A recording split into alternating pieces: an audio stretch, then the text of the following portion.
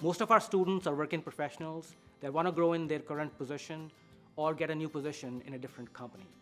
Some students are also interested in shifting careers to academics, like Karen. She came to us from the finance industry, had great experience in data analytics, but after taking classes, she really loved the research part of it and decided to pursue a PhD. Our program has grown in the last few years in terms of curriculum and students.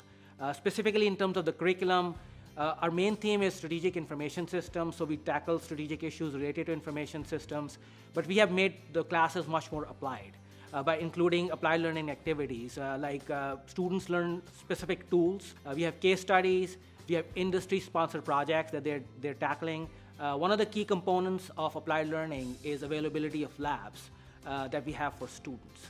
One of those labs is the 3D printing lab that we started last year.